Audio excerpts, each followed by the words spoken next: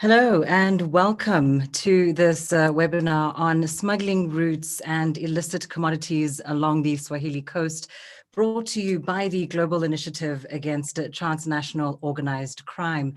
I'm your moderator, Lindy Mtongana. I'm a broadcast journalist based in Nairobi, Kenya, and also the host of one of the GI's podcasts, Africa and the Global Illicit Economy. I will tell you a little more about that later. Now, for those of you interacting with the GI for the first time, the Global Initiative is an independent organization with a network of over 500 members dedicated to seeking new and innovative strategies and responses to organized crime. With its extensive library of analytical publications, videos, and podcasts, as well as its considerable convening power, the Global Initiative is a major contributor to the conversation on organized crime. The GI's work spans across a wide variety of areas encompassing all criminal markets and their impacts. So again, a warm welcome to today's webinar. Now, just as a matter of housekeeping, we are recording this webinar for the GI's own purposes, but this is also being live streamed across the GI's social media platforms. So do keep that in mind. Also, feel free to keep the conversation going on Twitter. You can follow the GI on @GI_TOC. Remember also to keep yourselves on mute. You can at any point, though, type in questions into the chat function, and we will address those when we get to the Q&A section. So for now, I'll give you a bit of background into today's discussion, followed by an introduction of our panel of speakers. Each of them will thereafter present their research, and then we'll go into the Q&A session. Again, we really do encourage you to engage in the discussion. Feel free to write your questions at any point, and we'll read those out to the panelists. If you also just remember to indicate who exactly you'd like to address your questions to. So as far as context is concerned, this webinar is part of the research that is conducted by the East and Southern Africa Observatory of the Global Initiative. And smuggling networks have essentially operated along the Swahili Coast for millennia, stretching down the east coast of Africa from Somalia to northern Mozambique, with connections to the Arabian peninsula, modern-day Iran and Pakistan, as well as the island states of the Comoros and Madagascar, and many others, in fact. The heroin trafficking southern route from the Makran coast to landing sites on the Swahili Coast is, in fact, fairly well documented, but there's also human smuggling, the illegal wildlife trade, gems trafficking, the trafficking of other drugs and local drug markets, all of which is very prevalent in the region. So the GI has recently undertaken some detailed investigations into the political economy of these illicit flows and local markets. And today we're looking at that research, as well as how recent events like violence in northern Mozambique and the COVID-19 pandemic are all shaping the dynamics of these illicit economy. And of course, we are very fortunate today to have a fantastic panel to present this research. We will be in just a short while joined, first of all, by Alistair Nelson. He is a senior analyst with the Global Initiative, is also a conservationist with 25 years experience running projects and programs in the Horn of Africa, as well as East and Southern Africa. And for the last 10 years, this has included supporting national governments in counter wildlife trafficking. We're also going to be joined by Jason Eli, a senior expert at the Global Initiative. He is an illicit drugs trade and policy analyst who's researched, developed, and led technical cooperation and assistance initiatives addressing illicit drugs, this for numerous African and East Asian governments. His expertise focuses on understanding the myriad contexts that are influencing illicit drug use behavior and the adaptability and resilience of drug trade environments. And finally, we'll also hear from Lucia Bird. She is a senior analyst at the Global Initiative who researches and writes on a broad range of organized crime types internationally. However, her focus to date has been on human smuggling, human trafficking, drug trafficking and policy, as well as cybercrime. Previously, Lucia worked as a legal and policy advisor to the Planning and Development Department of the Punjab government in Pakistan, and before that held a similar role at the Ministry of Finance in Ghana. Now, we do have one apology to make today. Unfortunately, Professor Adriano Alfredo Novonga from Mozambique will not be joining us. He's had to attend to an urgent family matter. But of course, Mozambique is still an important part of today's discussions, and our esteemed panel, as well as other GI members that are participating in today's webinar, will be able to address some relevant developments and trends emerging in Mozambique.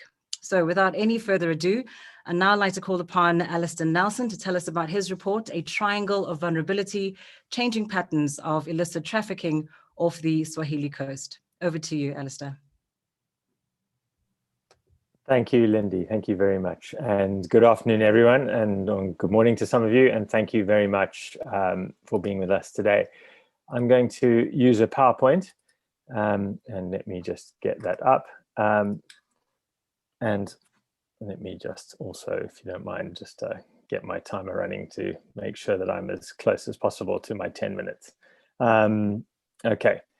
All right, I'm going to talk to you about research that we did in 2019 and early 2020, really looking at patterns of illicit flows along the Swahili Coast.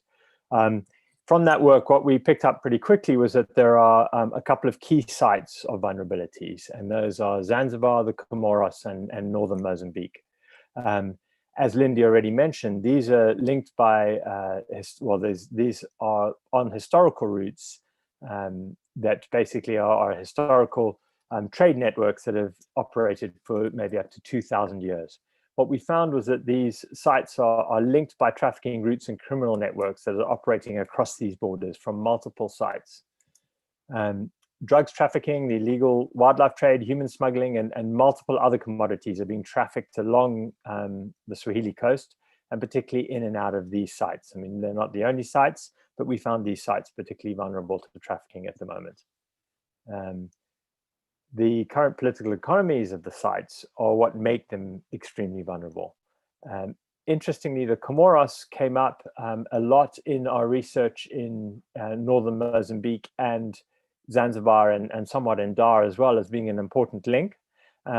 When we got there, we found it was possibly less important, but still extremely vulnerable for reasons which are actually playing out even today with the arrest, I think 3 days ago, of one of the major political leaders of the Comoros. So starting with Zanzibar, Zanzibar has been a hub for both licit and illicit trade for centuries, and it remains important to this day. It has a really interesting political history, and particularly over the last 15 years or so, when it's been really sort of subjugated by control from the mainland. These political complexities are really allowing to increased heroin trafficking, cocaine trafficking, we found, human smuggling, the illegal wildlife trade, smuggling for tax evasion. We also found smuggling of multiple other commodities as well. So there's a long history of heroin trafficking in Zanzibar dating back to the early 90s, but we found an increase in that trafficking now. And we also found the cocaine trafficking to be very interesting, with cocaine arriving in containers from Brazil and then traveling out of Zanzibar, often with human mules. In northern Mozambique, we found again that illicit trafficking, there's now multiple networks with a diversity of products. So from the late 90s, the illicit economy has been really important in northern Mozambique, but it really used to focus around a few key commodities. So timber in particular has always been an important item coming out of northern Mozambique. Heroin picked up in the mid to late 90s as the southern route from the Makran coast started to move south. Ivory has always been an important commodity being trafficked out, particularly from about 2009 when the poaching in northern Mozambique picked up. And then again, 2013 onwards, when in fact we saw ivory from East Africa starting to flow down through Pemba in northern Mozambique and across to Asia. What we found, though, is that now more recently, particularly as Joe Hanlon called it, really is the Uberization of trafficking. We found that with people are able to make lower level connections, and they don't need just the high level support that used to exist in the past, the high level political support. Now people are able to make these connections to lower level officers, law enforcement officers, be it in customs, in the district authorities, whatever it may be. And we've seen this surge in low level corruption, which is being used to facilitate and protect the illicit economies. And what I'll argue shortly is that this has led to a breakdown in governance, which has helped to drive some of the conditions which have led to the violence that's happened in northern Mozambique since 2017. Moving to Comoros, as I mentioned earlier, Comoros is not yet a major trafficking hub, but there's been perennial instability, political instability in the Comoros. And we see connections to the wider sub-regional trafficking economy, and these make it especially vulnerable as illicit trade evolves. So we see one of the key issues on the islands right now has been the arrival of synthetic cannabinoids actually coming over from Mayotte, coming in from some of the other, coming over from Asia, East Asia, into some of the other Western Indian Ocean islands, and then spreading very quickly across all the main 3 islands because of some of the socioeconomic circumstances on the islands. In general, we find that illicit trafficking is made up of small amounts of illegal goods brought from its neighbors.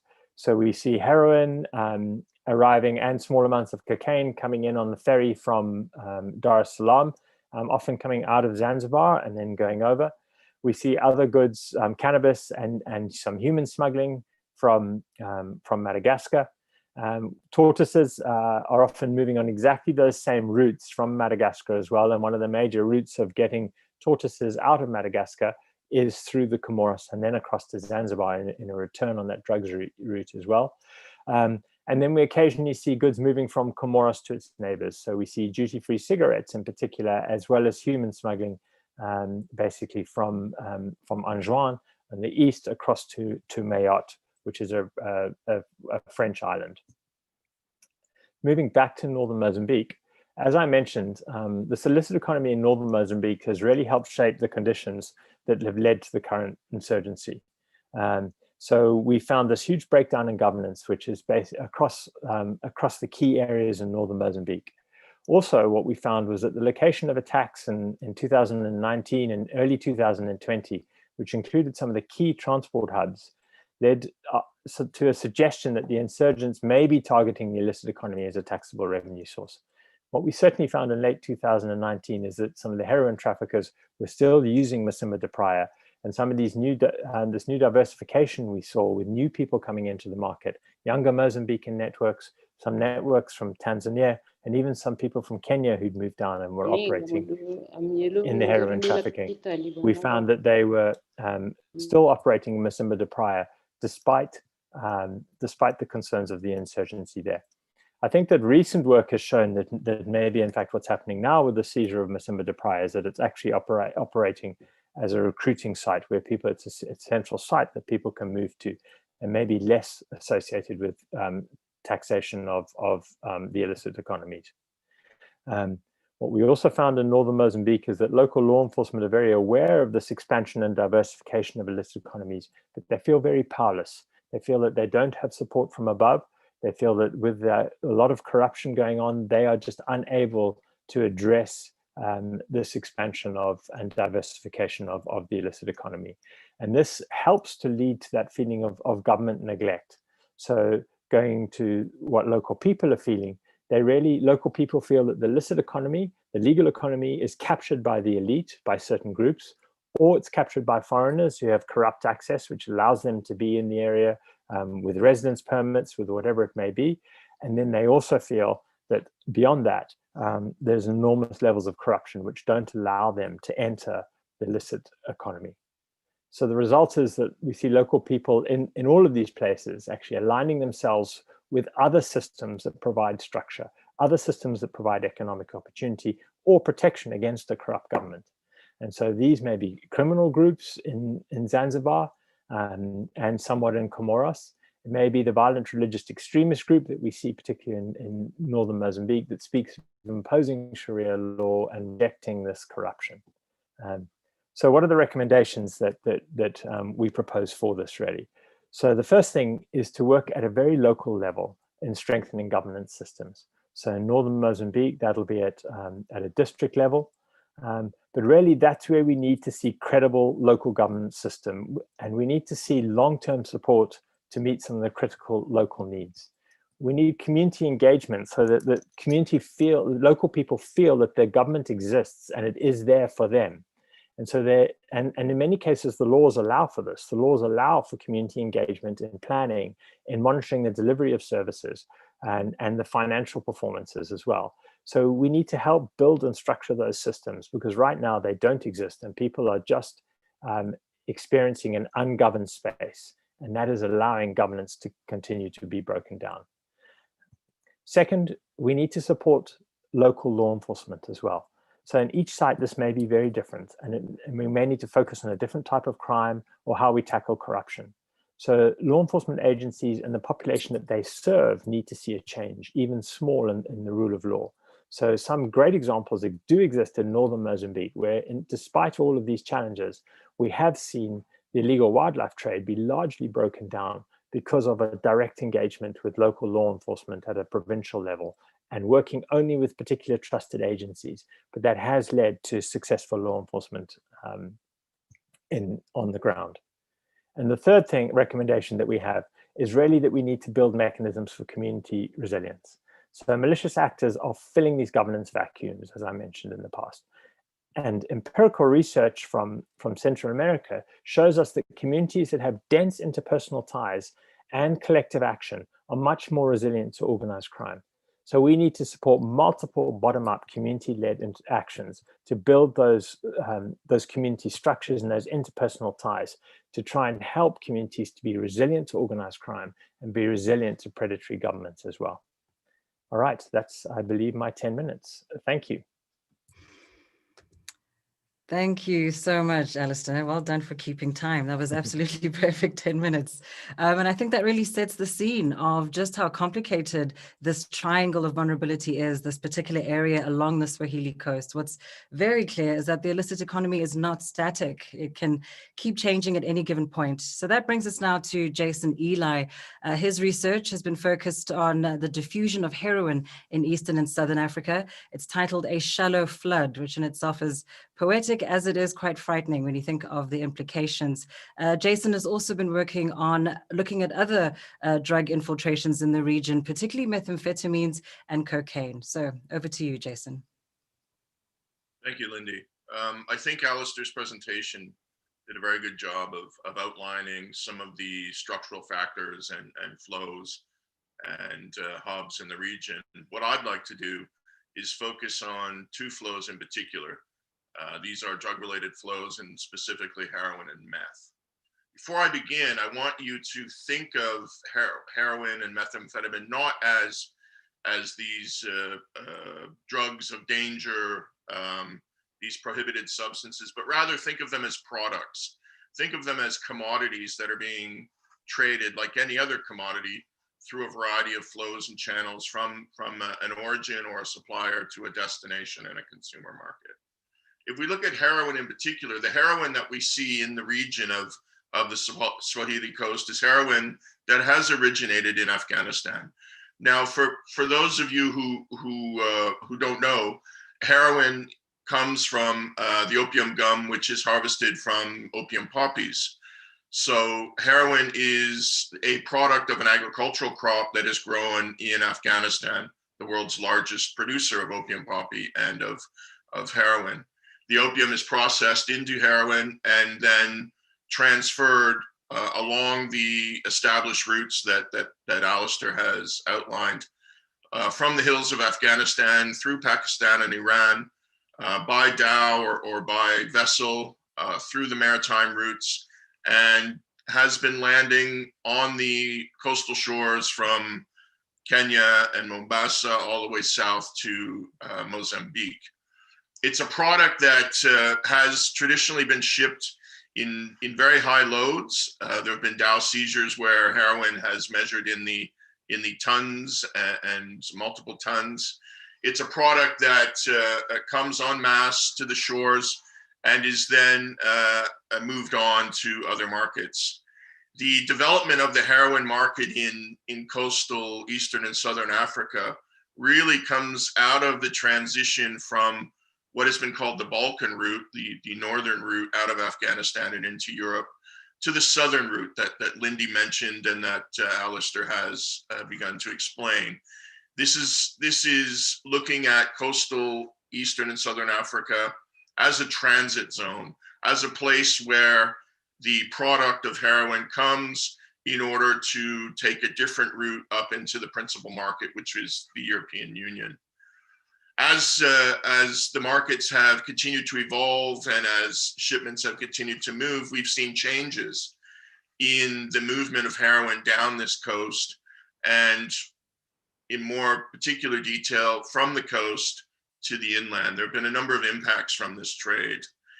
It's a trade that has seen the development of local markets, not just in those initial points of contact, Zanzibar, Dar es Salaam, Mombasa, where you've seen local heroin markets develop as the products have moved through, as a result of things like heroin being used as a cash commodity in lieu of cash.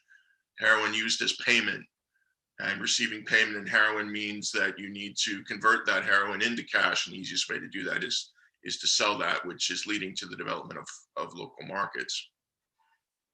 The movement of heroin has also been affected by enforcement measures overseas, which have seen some of these transit points continue to shift and move.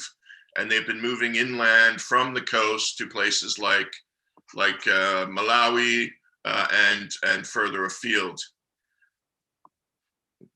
Chat. The major market in the coastal region, of course, is South Africa. And we've seen a great shift now in recent years in that large volumes of heroin are moving from the coast, heading in a southwesterly direction through the inland states, trying to reach the principal market of South Africa. The use of heroin in South Africa has been and continues to be a drug of significant use, and one for which there is a great demand. Let's leave heroin for a second and move to methamphetamine. Methamphetamine is a synthetic. It's a drug that is not an agricultural crop, drug derived from an agricultural crop. It's a drug that's created by synthesis of a variety of different chemicals. Where heroin depends on a particular geography for its source materials, meth can be produced anywhere. And it can be produced in places of very small or very large size, depending on the volume being produced. Now, where heroin has come from outside, from Afghanistan into the region, methamphetamine has really evolved out of a base in Southern Africa, and in particular in South Africa. The origin of synthetic drug production in South Africa really has its roots in another drug called mandrax locally, which is methaclone. And it's an industry that has evolved through a combination of Chinese syndicates working with local gangs, trading synthetic chemicals for locally poached maritime products, in particular abalone. Now, I know there's a great deal of research that's looked at this connection already. What we're looking at is the evolution of meth production in that part of the region, and how this has evolved to project out into neighboring countries. The volume of meth consumption in South Africa in particular, I think, is a market that is highly undervalued, is highly underrepresented. Research that we've been conducting and just recently concluded has seen that there's a methamphetamine consumer market measured in the hundreds and hundreds of thousands of consumers in South Africa. And it's a market that has reached out already to neighboring countries, Eswatini, Lesotho, Zimbabwe, Botswana, and further afield. It's a market that's emanating out of South Africa to the region, but it's a market that's fed now in recent years also by supply chains that are coming from outside. One of these primary supply chains that has been identified is a supply chain that is coming from Afghanistan. There's been a significant shift in parts of Afghanistan from the production of opium poppy to the production of methamphetamine. There will be a report released tomorrow by the EMCDDA out of the EU that's going to look at this change in supply characteristics from Afghanistan. But so I won't deal with that right now. But what we need to know is that there's been a shift in the last 2 years, seeing an increase in production in methamphetamine in Afghanistan that is now being found to be supplying the markets in South Africa. It's a shift that is following also the traditional heroin routes. This is being demonstrated by seizures of both heroin and methamphetamine that have begun to really increase in the last year, and in particular in the last 3 to 4 months. In light of time, I want to just raise 4 structural factors. First, adaptation. We've got to recognize, and Alistair addressed this a little bit, that the illicit trade that's occurring in this region is one that continues to evolve. It's one that's moved from coast to inland. It's one that is connecting not just Southern Asia in terms of heroin and meth, but it's connecting these regions to European markets, and as Alistair mentioned, in terms of cocaine, to markets also in South America.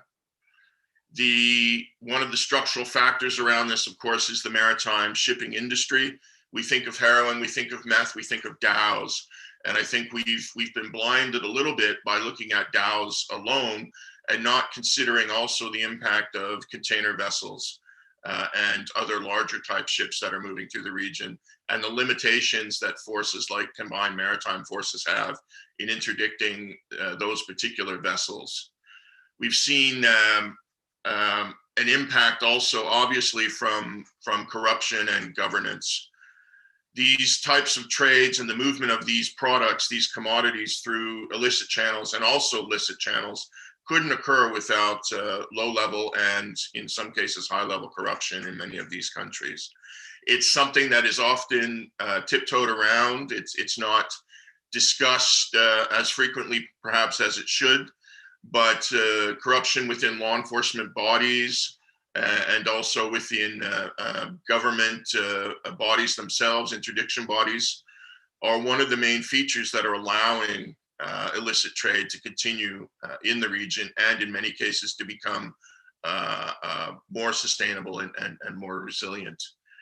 Open borders, I think, is a feature that maybe open is the wrong word, borders that are easily crossed. No country in the world has the ability to control the entirety of its border.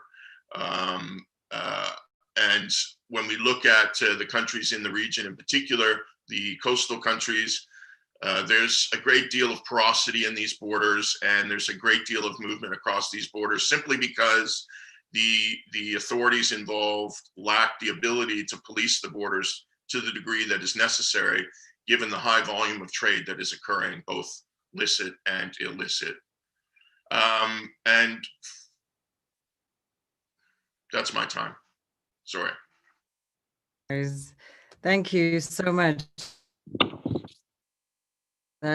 Very, very interesting indeed. I think those structural factors you talk about are quite significant to all kinds of illicit activity in that region, including human smuggling. So we're going to go to Lucia Bird in just a moment. Just to let you know, I am seeing your questions coming through in the chat function, and we are going to get to the Q&A. I think we are really primed for a very fascinating discussion. So keep those questions coming in. But first, let's take a look at the human smuggling dynamics in the region. Lucia Bird has been conducting ongoing research in this area. So over to you, Lucia. Thank you, Lindy. And thank you, Jason and Alistair, for setting the scene as to the various illicit flows that are kind of interacting across this region. As Alistair already touched on, the Swahili Coast lies on the mixed migration route, which is also a human smuggling route from the Horn of Africa to South Africa. And this is known as the Southern Smuggling Route. Now, this remains by far the least studied of the human smuggling routes, the key human smuggling routes in Africa, with the other two key routes that are moving out of Africa being the northern route towards the EU and the eastern route, which moves through Yemen and to the Gulf states. As I said, we lack extensive quantitative data, but the information that we do have suggests that this smuggling route is growing, and that as borders are going to get and are getting harder to cross in the wake of the COVID pandemic, smugglers are set to play a more important role in human movement across these routes. Now, I will highlight 3 key points on the coastal southward route, which highlights different characteristics of the smuggling industry in this region and more broadly, the counter-smuggling legal frameworks in place in the countries in the region, and the likely impact of 2 key shocks, the COVID pandemic and the insurgency in northern Mozambique. So focusing on the coastal area of the southern route, in this area, it is Ethiopians and to a lesser extent Somali nationals, which constitute a significant proportion of those on the move. Now, migrants and refugees from both of these countries will travel through Kenya, which now operates predominantly as a transit rather than a destination country in regional migration dynamics. And many will move through the Moyale border point in the Ethiopia-Kenya border. Now, Moyale is a region characterized by high levels of smuggling, not only of people, but of other commodities, including textiles on the one hand, and to a lesser extent, weapons. Now, migrants and refugees will use a whole range of routes to transit through Kenya and move southwards, but I'd like to highlight one particular area of movement, which is quite a significant route where migrants and refugees are smuggled by road via the town of Isiolo and then out through Namanga to Tanzania.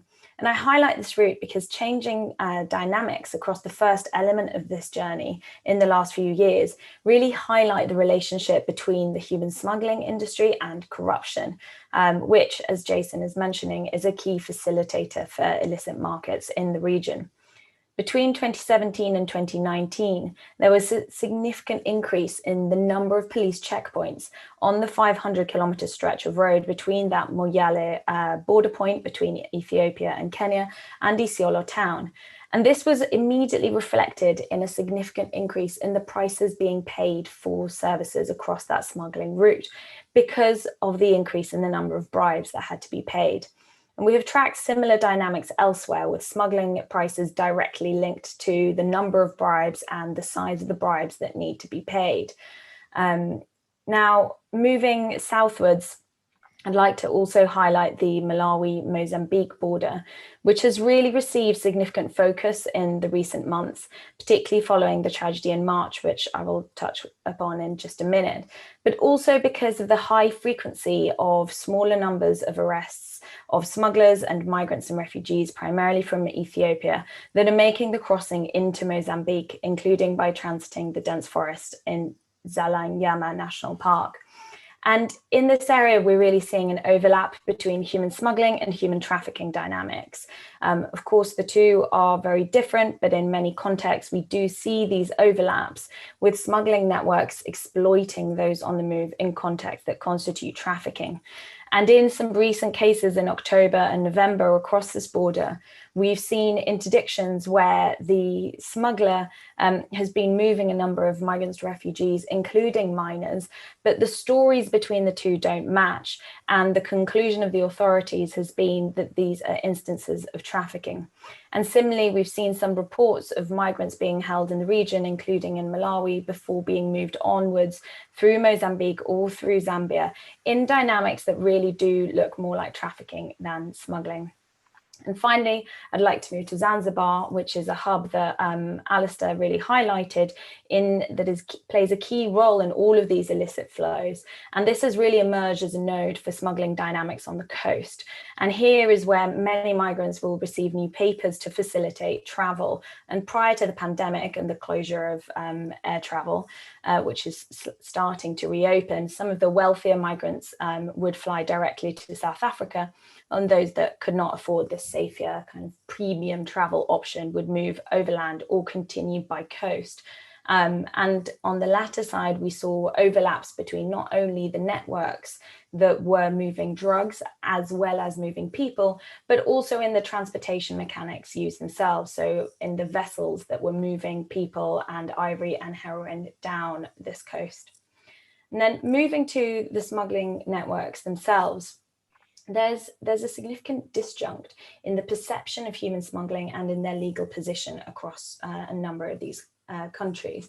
And there is a growing body of evidence that points to an understanding of a large proportion of the human smuggling industry as being disorganized. And yes, there are certainly some organized crime groups that operate within this market, but there are a significant proportion that are loosely organized operators, often themselves members of marginalized communities with few other livelihood options.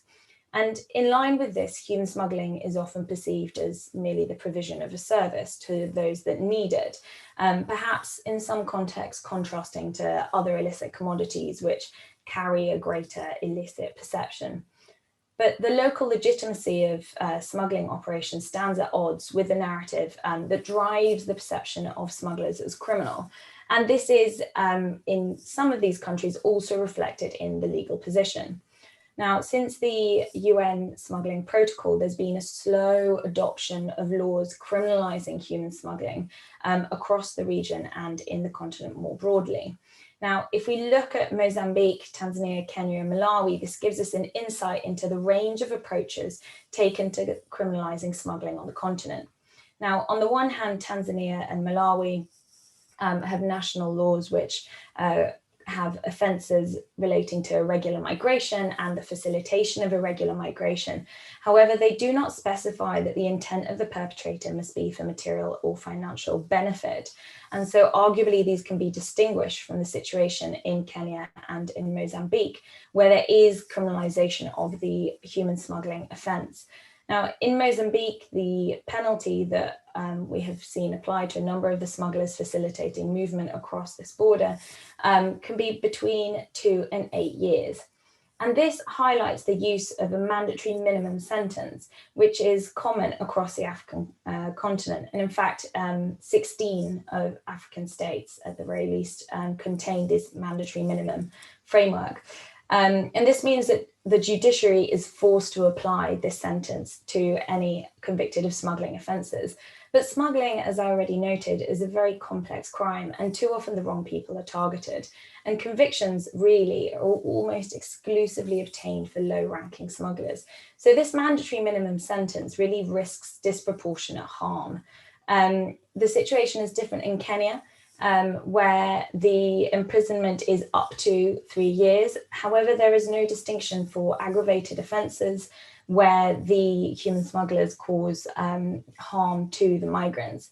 And again, this is a flaw in the legal approach because it treats most smuggling offences as the same. And it's really important to have these aggravated offences to empower the differentiation between the harms attributed to each offence. I've chosen to highlight the legal approaches because although in many cases they do stay on paper, rather than moving into practice, when counter-smuggling operations do occur, they are shaped by the legal frameworks that encompass them. And I explore this in recent research that's been undertaken at across the continent and large. And as I turn to now, if smuggling does increase across these countries, and there are many that predict it will do so in the wake of COVID, it's key that the frameworks governing the response are appropriate and don't risk disproportionate harm. Finally, I'll turn to the shock of the COVID-19 pandemic, which really had very significant impacts on human movement dynamics, including human smuggling across this region. As everyone will know, the state responses to COVID involved the closure of many borders and the increased securitization of many. And this had significant impacts on the human smuggling industry, but we can distinguish between sea routes, which were arguably the least affected, land routes, which were heavily affected, but movement did continue, and air routes, which for a long time were just entirely shut down. And in some cases, this is likely to displace movement that would have occurred by air, which is far safer, onto land or sea routes, which are cheaper and more dangerous. And we saw the impacts of securitizing the borders and how the land routes had become more dangerous on this Malawi-Mozambique border with the tragedy on the 24th of March. Now, this was only 4 days after the government had imposed strict border controls, and smugglers had attempted to move a large number, 78, of Ethiopian migrants and refugees into Mozambique in the back of a container lorry. Unfortunately, 64 of the migrants perished crossing the border and were found by Mozambican immigration inspectors. And this use of riskier methods and routes is something that we have seen in smugglers across the world in the context of the COVID pandemic. And although we see a number of incidents, some resulting in fatalities, it's important to embed this in the wider global picture. And recent research that was surveying migrants and refugees across smuggling routes globally found that 61% reported that their smugglers had taken riskier routes after the COVID pandemic. And currently, Mozambique's borders are partially reopened. However, cross-border movement remains far more restricted than prior to the pandemic. And this gradual reopening mirrors that of countries across the region and more broadly, which points to lingering enhanced border controls and movement restrictions. And we can expect that the impacts on the smuggling industry and the migration dynamics are here for the medium term. And so as we see a number of land borders in the region reopening, what can we expect? We will likely be looking to see some shifts in human smuggling dynamics. Particularly, originally we saw a surge of migrants in South Africa trying to return home at the beginning of the lockdown. We may see some movement in the other direction as lockdown is lifted and economic opportunities start to be in place again. And finally, and I'm aware I'm coming to the end of my timing, to quickly turn to a separate shock, is of course, the insurgency in Mozambique, which is disrupting a whole range of illicit flows and markets and triggering displacement into neighbouring countries.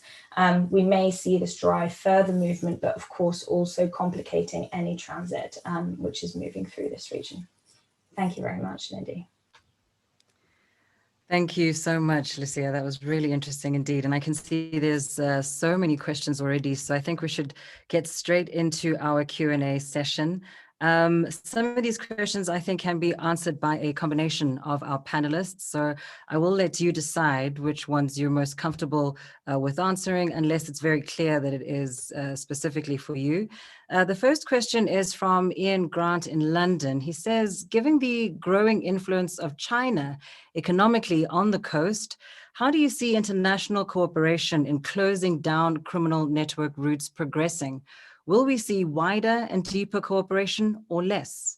I think that's a question that all three of you could potentially tackle. But with this group of questions, I'll just add this one too. Alistair, I think maybe this is more suited to you, perhaps also you, Jason. The question is, do our presenters see the illicit trade in cigarettes as a self-contained industry within the region with its own protagonists and established supply chains, or is there meaningful overlap in the smuggled commodities amongst groups that will operate across a series of product categories? And I think there's a very interesting question for you, Lucia, that I wanted to address. Just give me 1 second. So this question also from a gentleman by the name of Simon. He says, when I completed a training needs assessment on human trafficking for the UN in 2018, a major challenge for agencies addressing human trafficking in the region is that it's seen through the lens of economic migration by law enforcement and is facilitated by familial connections. Does this continue to be the case? So I think that's all right for our first set of questions for now. Lindy, I'm happy to go first and speak certainly initially on the answer to the question about China and cooperation, if that's okay. Yes, please. Jason may well have something that he might want to add. Certainly from an illegal wildlife trade perspective, even from sort of late 2000, mid 2018, actually, sorry, even early 2018, we've seen China get very involved in international law enforcement and high-level criminals of Chinese nationals involved in illegal wildlife trafficking. So we saw this with the Shuidong network, the EIA exposed that were operating out of initially Zanzibar and then northern Mozambique, where the Chinese authorities engaged in actually with local law enforcement authorities in Tanzania and Mozambique, and then latterly in Nigeria, and then broke that network in China, and then actually extracted two of the key individuals from Tanzania and Nigeria. We've also seen Chinese delegations, some very high-level Chinese law enforcement delegations coming to Africa, so visiting Tanzania, Mozambique, South Africa, Nigeria in late 2019, their trips were obviously delayed in 2020, some of the follow-up trips. So we've seen Chinese law enforcement, really led by China Customs, the Anti-Smuggling Bureau, getting actively engaged in international law enforcement, recognizing mandates of local authorities, and so working very closely with local authorities, but very much wanting to prosecute those Chinese nationals back in China, and so finding ways to extract them back. And this seems to be largely linked to, well, the best we can get from it is that it seems to be linked to a number of interests from the Chinese government. So first is President Xi's interest in kind of an ecological society. Second is the links that the illegal wildlife trade and the smuggling of, particularly, moving some of these products, they're big and bulky, ivory, pangolin scales, and so it leads to more corruption where it comes in at ports and so on. So trying to break that corruption as well. Where the party is in China is maybe seeing corruption as a threat to the economic future of China, with people getting frustrated because corruption is slowing down the potential for economic growth. So I guess what I'm saying is that on certain commodities, where it's a priority from very high levels, we're seeing more law enforcement.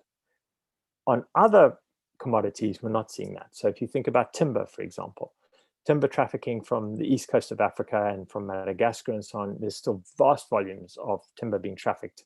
What's recorded as arriving into China is much, much higher than what's recorded as departing the east coast of Africa. So I think we're unfortunately in a place where there's no tidy answer, and it's just going to be a mix. And the more that we can, the more that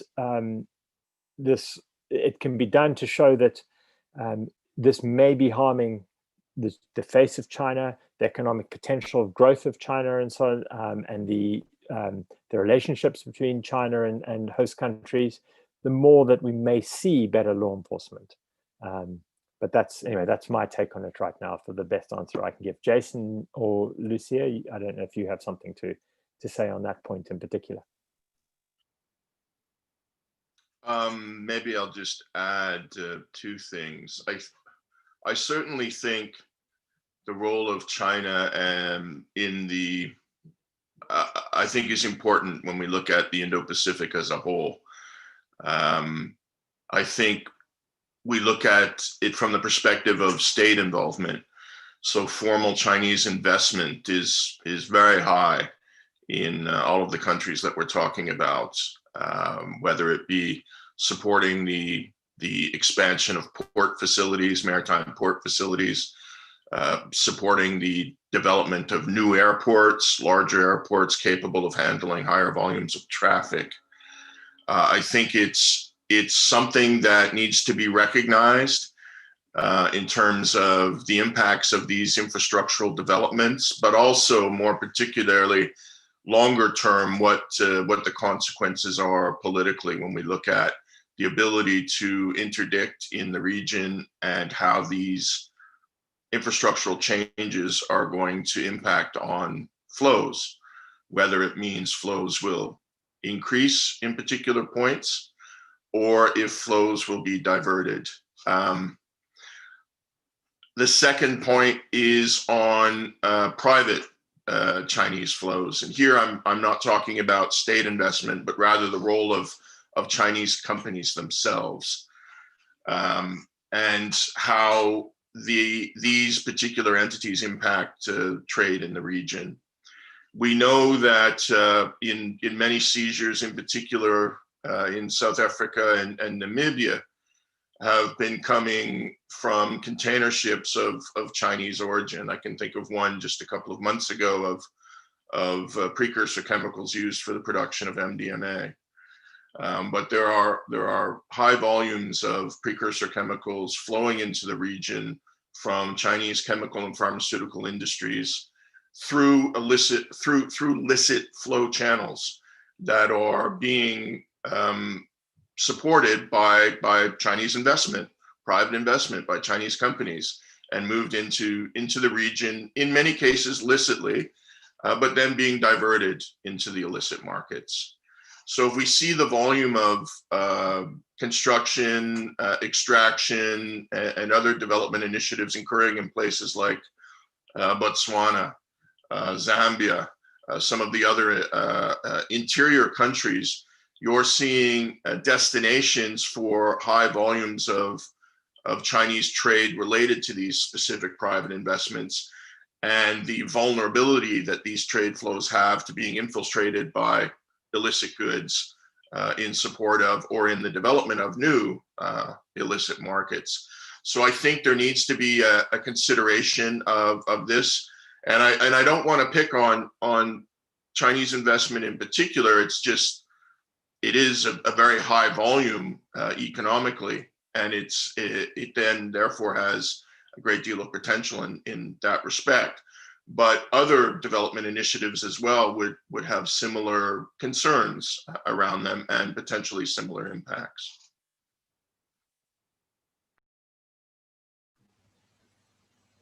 Perhaps I'll jump in there and address the question that was focused more on human trafficking in the region.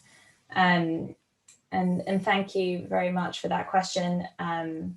And there definitely continues to be widespread confusion between the phenomena of human trafficking and economic migration, human smuggling, migration writ large. And this is definitely an ongoing challenge to responses. And in particular, there is widespread perception, not only in this region, but more broadly, that trafficking has to cross international borders in order to be human trafficking, which of course it does not. And in Mozambique, there is a significant proportion of trafficking which is domestic. And that does include trafficking, which is facilitated by those familial connections, including in the context of child trafficking, or, well, children moved into context of labor exploitation, or what would be perceived as labor exploitation in agricultural sectors, mining, as well as kind of low-level market and shop stall work. And network, although there are also criminal networks that are operating, and not only in moving victims nationally, but across borders, including over to South Africa. So the two trends that were highlighted do certainly continue to be the case. And this kind of ongoing, I suppose, confusion around what will constitute the crime of human trafficking definitely does pose a challenge to responses. Thank you so much, Lucia. I think there is a question here that might be best answered by Alistair once again, but I do think that our panel can all contribute to this. The question is, have there been any suggestions to regulate hawala dealers in the region to identify and disrupt the illicit cash flows from these high value assets? And the second part of that question is, what challenges do you see with engaging local law enforcement, given that some community policing is in fact delivered by local militias in this region, with whom local communities may have low levels of trust and confidence to share information? There was also that question before about the smuggling of cigarettes and whether or not that is involved, well, whether that follows the same supply chains. Perhaps Jason can take that question. And there is another question for Lucia. This one is about, wait, sorry, let me just find that question again. I think I've lost it. It was just to do with the vaccines. So the question here is for all the presenters. In fact, do the presenters see the hopeful introduction of COVID-19 vaccines as a meaningful threat to the region regarding the illicit smuggling of counterfeit or substandard vaccines? At least during the opening months of the global vaccination efforts, it is very likely that the availability of illicit vaccines will not match citizen demand. With these conditions, is a focused and urgent transition to the movement in illicit vaccines by the criminal fraternity a likelihood that enforcement and healthcare officials are planning for? So I'll leave those questions to you guys. Maybe I could start this time, Lindy, and then Alistair and Lucia can jump in. So I'll take a shot at the cigarettes question and then give my thoughts on the vaccines issue, because I think that's an interesting and important one to look at. In terms of cigarettes, I mean, if we think of cigarettes again as just another commodity, the value in that commodity, in particular in some places during the lockdown phase where alcohol and tobacco were restricted, the value of cigarettes as a commodity or tobacco as a commodity increased significantly. And whether or not this is a separate organization that is dealing only with cigarettes, or if this is just another commodity that organizations that currently exist and deal in a variety of commodities have decided to adapt, I think is probably the latter. The nature of organized criminal groups and illicit flows is the exploitation of commodities for the maximization of profit. And if a new commodity comes on the market through the invocation of a temporary or permanent order of prohibition, so if you decide that you're going to prohibit this commodity, there's going to continue to be a demand for it that has to be met not by the licit market, but then by the illicit market. And I think there's good evidence of that in places in Central America where there was the banning of tobacco temporarily or alcohol during COVID, but also in South Africa. So I don't think in the case of South Africa particularly that we're seeing either the emergence of a new group or a group dedicated specifically to tobacco and cigarette smuggling in that sense, in the sense of the COVID restriction. Rather, we're seeing exploitation of a temporary resource that became available by existing groups to continue to make money. The second issue on vaccines, I think, is interesting for two reasons. First, the issue of fake vaccines, for example, or products sold at a higher products sold as vaccines at a higher rate. The potential for exploitation by illicit groups, I think, is there, and I think needs to be recognized and needs to be addressed in the wider concept of a vaccine delivery strategy. Whether or not countries of the region, in fact, countries of the continent, will have sufficient vaccines made available to them when vaccines come online, I think is a very important point of consideration. We've seen countries, Western countries, Canada, the United States, European countries, prepay for the majority of vaccines that are estimated to be produced. And these vaccines then are destined for those markets. The volume of vaccine remaining for the rest of the world, as it were, who aren't in a position to prepay or to prepay for the total volume that's necessary for its population, is extremely low. Therefore, the whole issue of the inequitable distribution of these vaccines to a global population is going to lead to some ramifications from the perspective of illicit markets. One of these potentially is the production and sale of fake vaccines, but a second one, and one that I think is more politically oriented, is that there are a number of countries that have used COVID-19, the pandemic, and prevention measures around the pandemic to reinforce or to create additional security measures in support of their own autocratic rule, in support of their own governance structure, to maintain the status quo of political structures in place. So under the guise of quarantine, under the guise of keeping people in their house, under the guise of arresting people for not wearing masks and imprisoning them, under the guise of forcing populations to relocate, they're doing this to reinforce the strength of their power in particular countries. And I think we continue to see that in several of the countries of the region.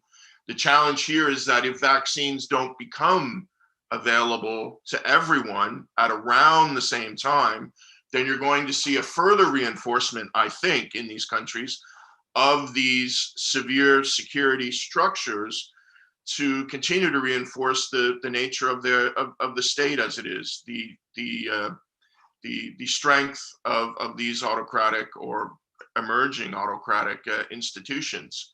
And this can only have a negative impact more widely, not only on the state, on the rights of the individuals in that state, but on the potential for illicit markets and illicit market-oriented organizations to then begin to exploit these geographies more directly.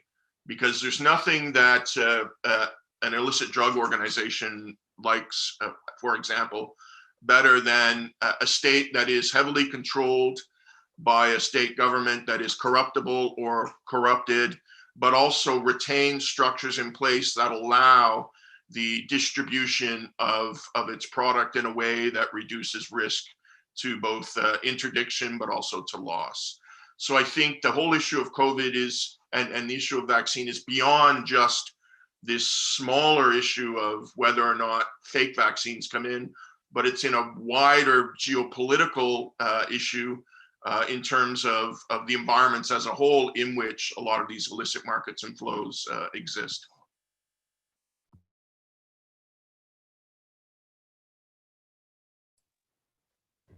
Would Alistair or Lucia like to tackle that question too, with regards to the impact that the vaccines may have on illicit economies in the region?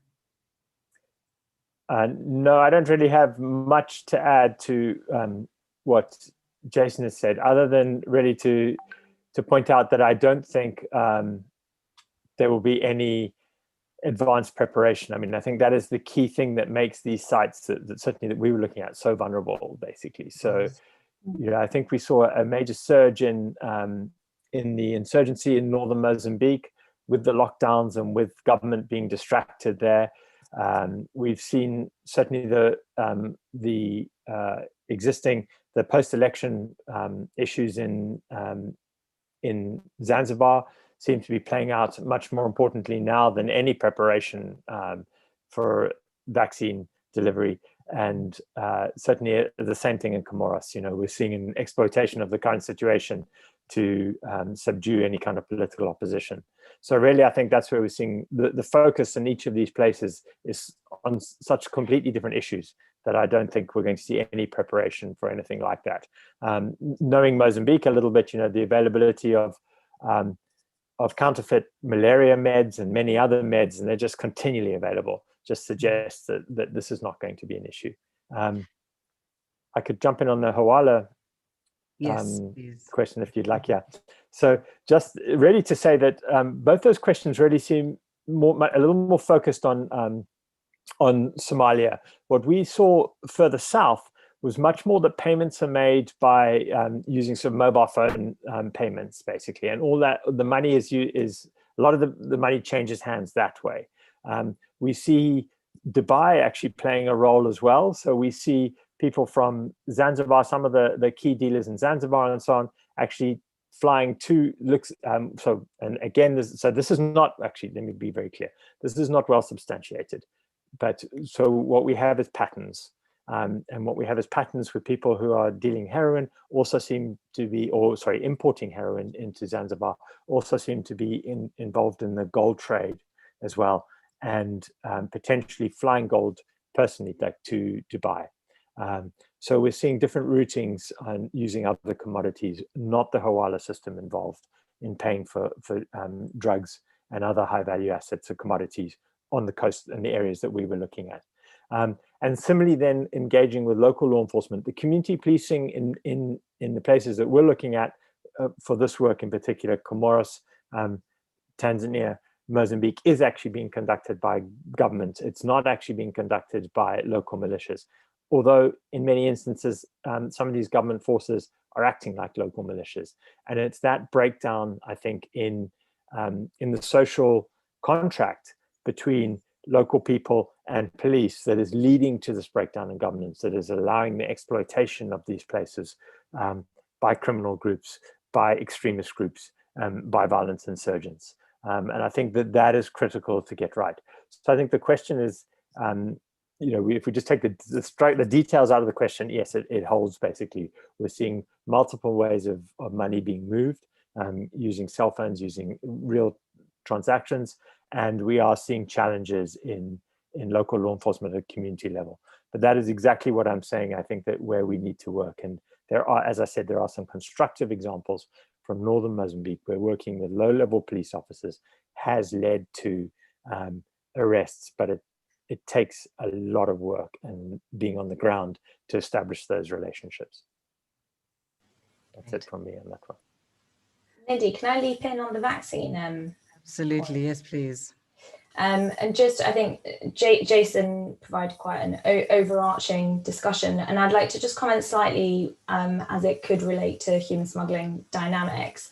And this is also a point that Jason made, which is that the likelihood is that the vaccine will be made available across the region at different times, and there won't be a highly coordinated kind of operation where each region receives the vaccine similarly. And a key danger that we see there is that certain regions become much more associated with contagion and the virus than others. And we have already seen in the region that when that happens, it has really quite serious implications for human smuggling dynamics, but also for the levels of xenophobia and anti-migrant violence that we see in the region. We have had reports of a number of incidents of community violence against migrants who are perceived as carriers of the COVID virus. And interestingly, in the kind of microcosm of dynamics between Mayotte and the remaining islands in the Comoros archipelago, because Mayotte, towards the beginning of the pandemic, was much more transparent in the figures regarding contagion on the island, there was a perception in Mayotte, but also the rest of the Comoros Islands, that the contagion was far worse in Mayotte first. And now usually what we see in human smuggling flows is we see movement goes one way. We see it goes really from the Comoros Islands to Mayotte. And this is quite a significant smuggling flow. And what we saw right at the very beginning when lockdown measures were just imposed, and this was at the peak of the fears that surrounding the COVID virus, is that given that infection rates were believed to be much higher in Mayotte, this movement stopped. And we even saw some movement start the other way around, with Comorians fleeing Mayotte with this perception of contagion, and really very kind of punitive measures taken on the Comoros Islands to push back boats coming from Mayotte to prevent this perceived coming of contagion. Now, if the vaccine hits across the region in different ways, we may see that kind of movement from certain areas is seen as particularly dangerous and associated with contagion that will have impacts on the risks involved, the prices paid, but it could also have impacts on the direction of travel and crucially on the perceptions of migrants and therefore the ensuing violence that they suffer on their journeys. Thanks, Lindy. So another important question that does relate to all of you is from Christopher Hockey. He asks, did any of your studies look at violent extremist group involvement in smuggling networks, either Al-Shabaab or those in Cabo Delgado? I think each of you can address that, and then I'll move on to other questions. But we can start with you, Lucia. I'll actually pass this on to Alistair, if I may. I feel that he will give you a more substantiated answer. Sure. Yeah, Christopher, we looked at it really specifically with Al-Shabaab or Al-Sunnah wal-Jama'ah in northern Mozambique.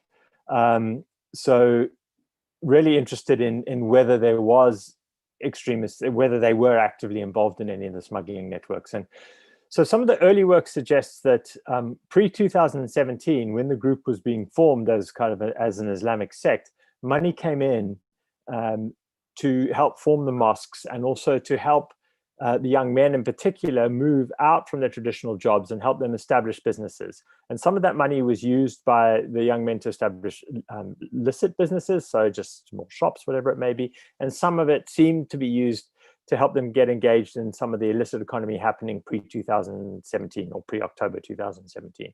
So that might have been illicit timber trade, maybe a little bit in the ivory trade. And at that time, I was doing some work actively on the ground, very much looking at the ivory trade. And we were quite interested in whether they were involved in it and whether the sect was involved in it. And we certainly didn't find any evidence for that whatsoever.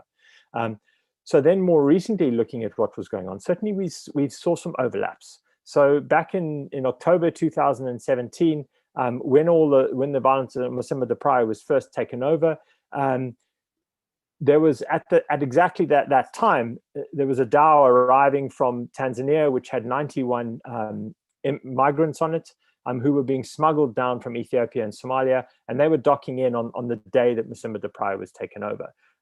The facilitators of that smuggling on the boat were certainly connected to violent extremism.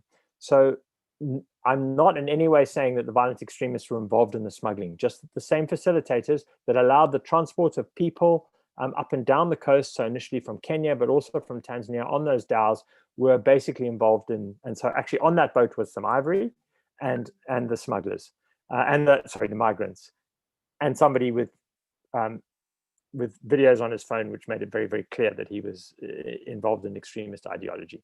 So what we're seeing is much more overlaps rather than there being directly involved in it. And so what we've seen as well since then is there are still one or two people operating in Mocimboa da Praia. Now, I don't know in the last 3 or 4 months since Mocimboa da Praia has been completely taken over, but there have been 1 or 2 people involved in the heroin trade who are still operating in Mocimboa da Praia, despite what seems to have been, for quite some recent time, a lot of insurgent involvement and control of that time, even before they took it over. But we're not hearing anything about their direct involvement in the trades. Now, where there may be some interesting stuff is around rubies and gemstones as well.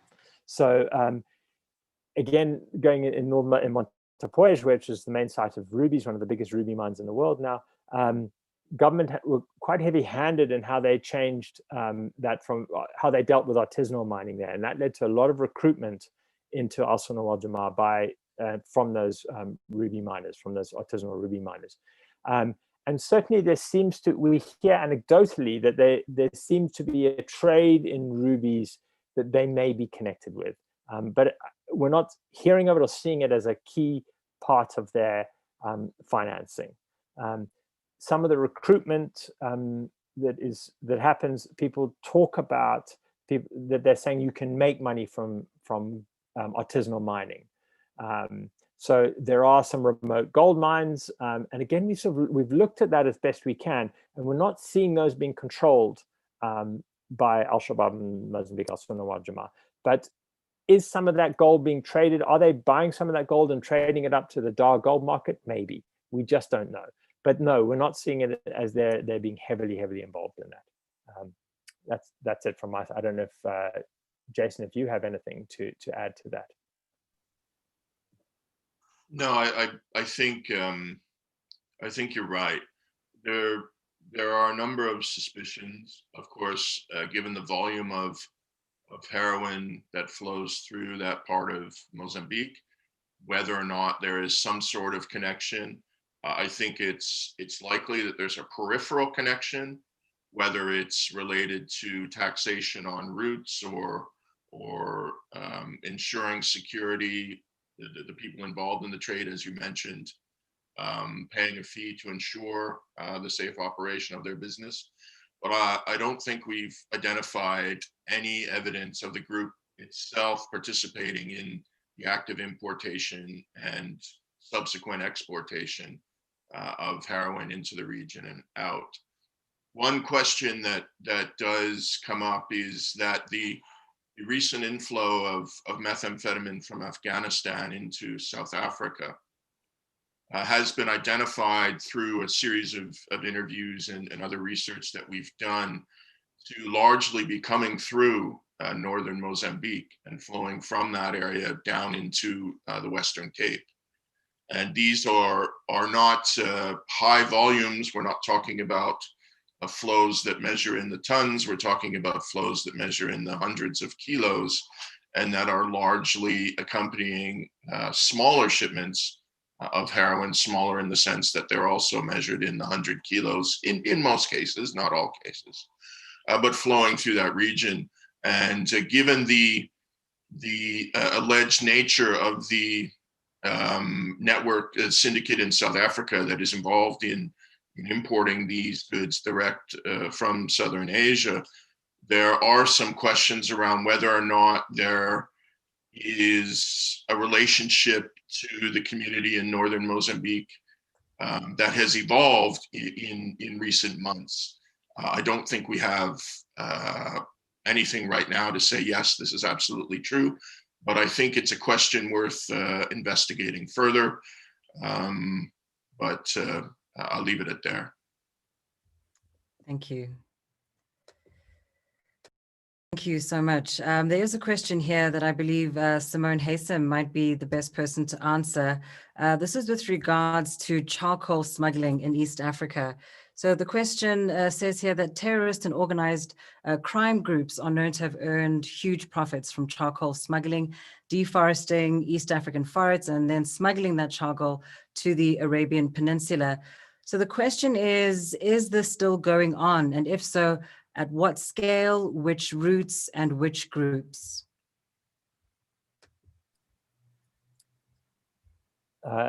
Lindy, I think Simone had to drop off and, and pick Should up on another call. Just give me 1 second. Yeah, no, she's not. So yeah, I think her charcoal report will be out shortly, and that's why I wanted her to answer that, because she's been doing a lot of research into this right now. Okay.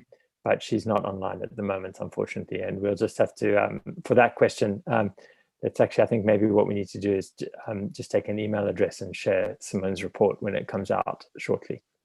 Perfect, no problem. Well, there's another question here that I think, Jason, you could address. The question is, to what degree do you see fishing vessels and fishing dhows being carriers of illegal goods and facilitating trafficking?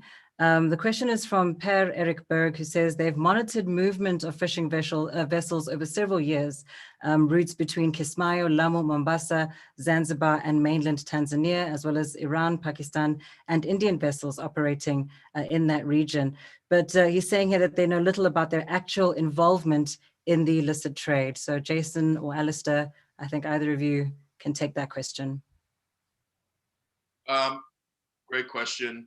I think when we look at, so I'll speak about drugs specifically, and then Alistair can jump in on the other elements of illicit trade in the region.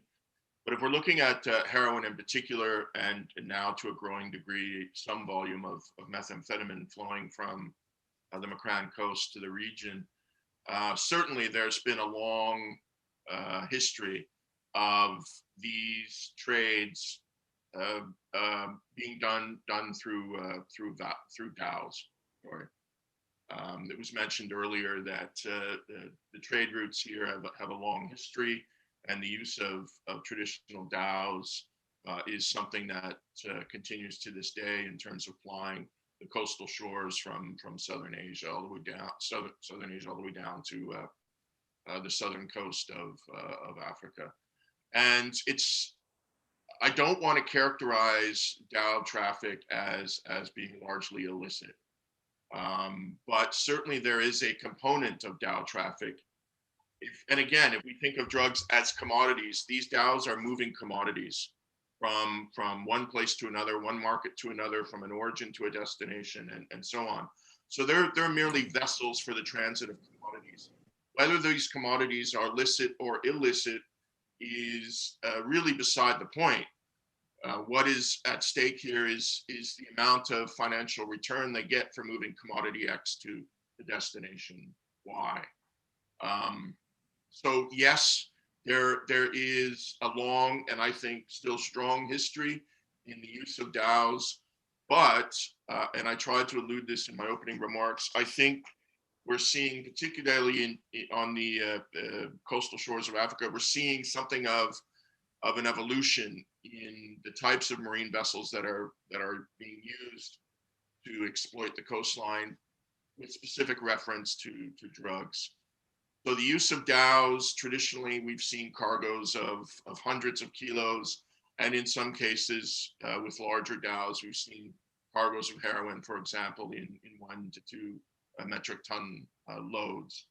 And so we've all seen the press coverage of interdictions that have been done over the past number of years by the Combined Maritime Forces, CTF 150, that operates in the northwestern part of the Indian Ocean under a Security Council mandate.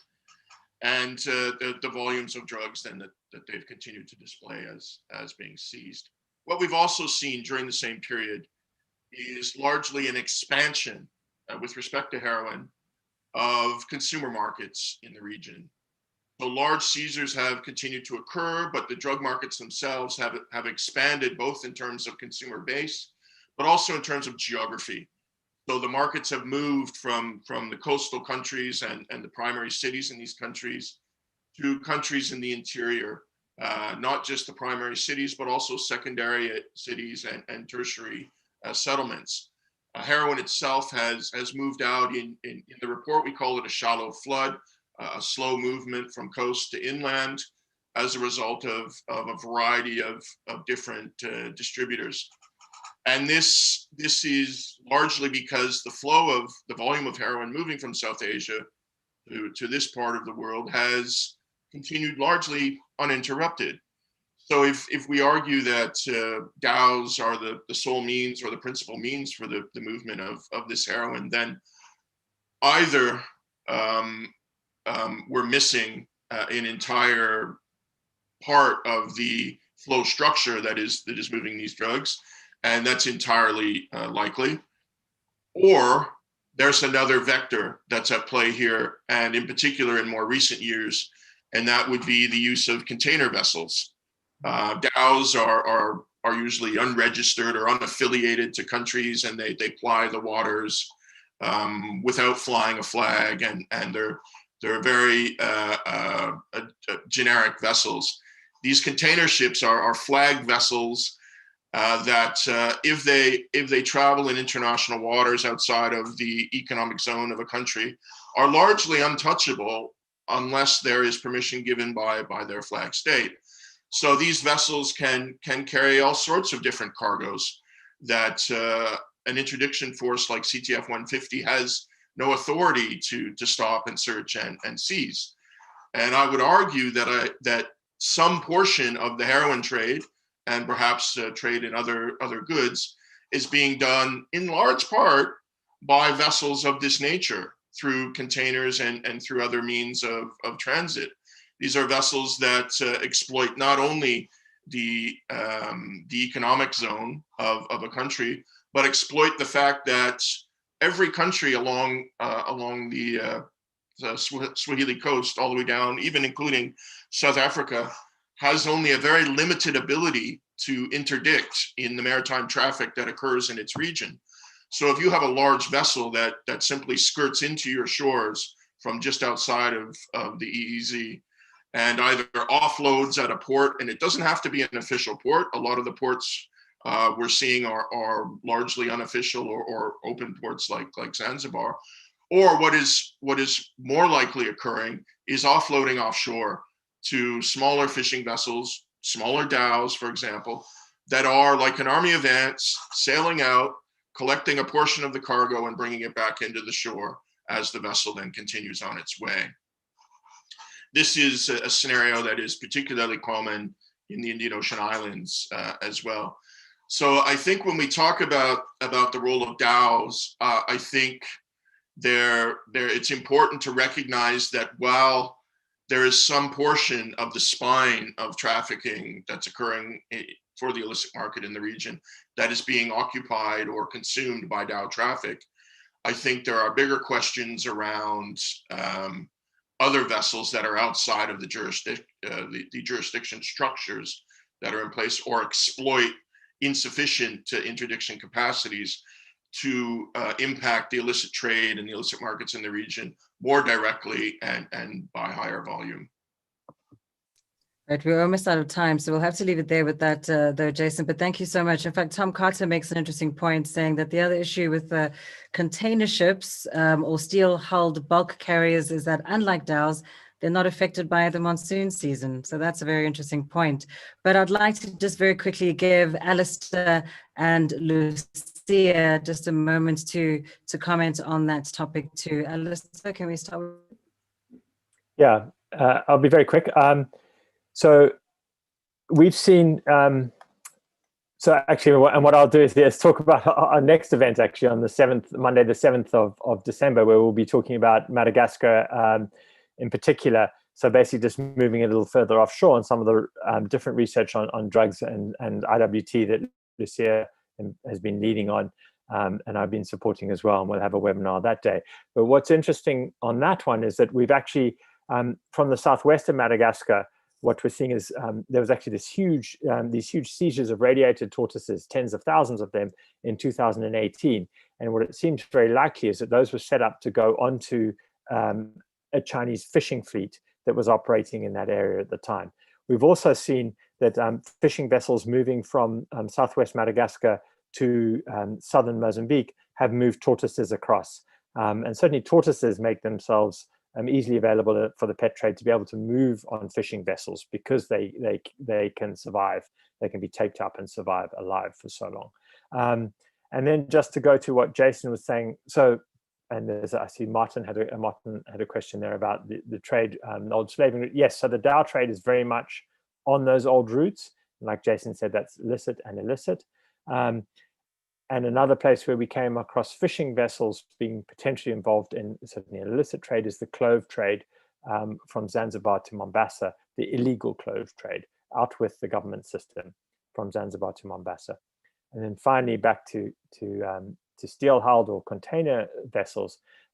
Very interestingly, we came across in both Pemba and in Zanzibar in particular, but also to an extent in Anjouan, that there are powerful players, import-export players in these centers that have a certain amount of control of those ports.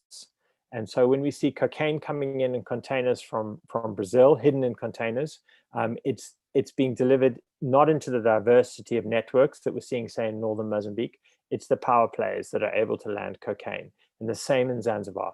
And those, also interestingly in Zanzibar, it being a free port, people from Tanzania who live in Dubai and other places in Asia are able to ship their goods to India, and then they can be put into containers that arrive into the port and are cleared very easily in Zanzibar, and are then taken over in sort of a duty-free mechanism to the mainland, basically. And that's definitely a way that we see goods arriving. And I think that really supports what Jason is saying, that we're missing another route for heroin from that region to be making its way in. So there's certainly, the whole mechanism is there. The containers can arrive, they can be brought out of the port without inspection, and there are certain players that control this. And certainly one group of players are bringing in cocaine, and their history is that they're also involved in heroin trafficking. So that's the linkage. We don't have the absolute evidence that the same players are bringing in heroin in containers yet. But I think a lot of it points to that there are multiple mechanisms for heroin to be entering on different vessels. And Lucia, the final word to you. I will keep it extremely brief. I just wanted to comment quickly on the use of the dhows, and I think that this goes back to Jason's point around it being a product and the fact that dhows have worked quite well to move it. And I think interesting there is the role that has been tracked repeatedly on dhows manufactured by the Al Mansur company in Iran, which really led to a lot of speculation as to, you know, whether the owners of the company were themselves coordinating some of these illicit flows. And this wasn't just drugs, it was a far larger spread of commodities. And I think that question, investigations for now have not identified concrete evidence that is necessarily the case. But one thing that has come to light is that this company really does offer custom fittings of the dhows, including particularly extra large fuel tanks for the long journey that's required to the East African drop-off points. And this really emphasizes the idea of, you know, dhows being used as a mode of transport that works. And similarly, this company offered amendments to this mode of transport that made it work even better. And so we're seeing these overlaps, but although in some cases it does indicate an overlap in actors, in others it's just that the dhows have functioned well for both. And I'd just like to add to Jason's point of an army of ants, the fact that these very small fishing vessels, of course, don't carry any AIS, and they are not required to. And so it really is an army of invisible ants. And as Alistair said, we'll really be discussing these invisible ants and how they operate around the island of Madagascar in transshipment there. in a couple of weeks on the 7th of December. So we look forward to seeing some of you there again. Thank you, Lindy. Thank you so much, Lucia. And that, of course, brings us to the end of this webinar on smuggling routes and illicit commodities along the Swahili Coast. A big thank you to our panelists, Alistair Nelson, Jason Eli, and Lucia Bird. We, of course, hope that you found today's conversation illuminating and that it will ultimately contribute to rethinking responses around illicit flows on the Swahili Coast, but certainly far beyond. And as you've heard being alluded to, you must join us again on the 7th of December, another webinar, this time looking at illicit flows around Madagascar in particular, with links to the Swahili Coast and other Indian Ocean islands. And I know that a lot of issues were addressed today that we weren't able to fully cover, but as you've seen in the chat group, links were sent to various reports. All of them are on the Global Initiative's website, so www.globalinitiative.net. Have a look at the analysis there in the form of reports, infographics, videos, and of course, podcasts. Speaking of podcasts, you can catch my voice again on Africa and the global illicit economy. That podcast has been going on for a few months now, and we've covered a range of fascinating topics. In our last episode, you'll hear Jason Eli's voice again, talking about Afghan flows into East and Southern Africa. But our next episode, which will be posted very soon this week, I'm in conversation with the GI's Arezo Malakuti, looking at research into trafficking dynamics in North Africa and the Sahel. But once again, a big thank you to our panelists and a big thank you to all of you who have joined in this discussion and made it as interesting and exciting as it has been. So from me, Lindy Mtwangana, and the GI team that organized today's event, thank you so much for engaging with us, and we'll see you again soon. Goodbye.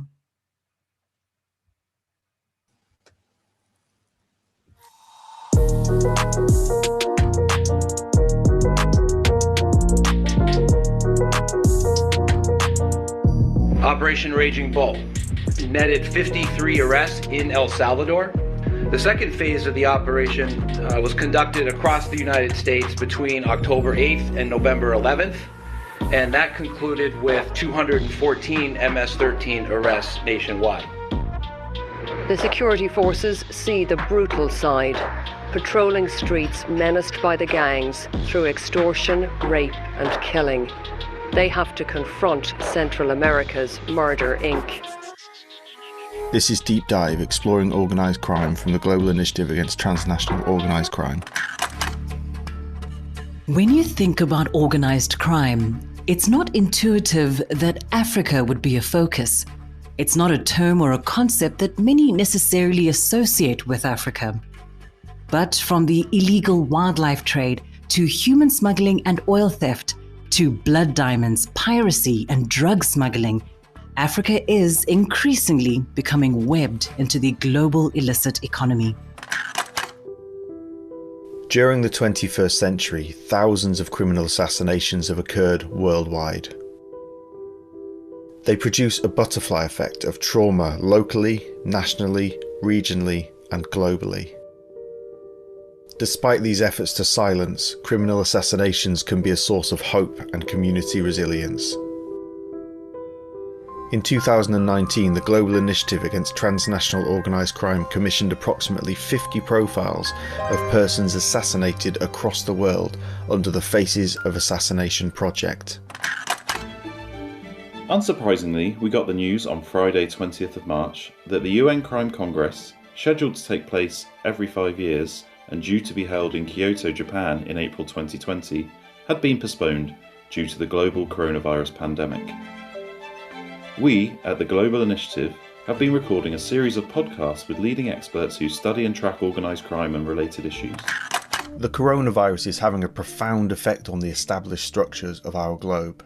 International travel has been suspended, borders have been closed, entire countries are in lockdown to prevent further spread, and health systems are being stretched to their limits. You're listening to The Impact, Coronavirus and Organised Crime from the Global Initiative Against Transnational Organised Crime.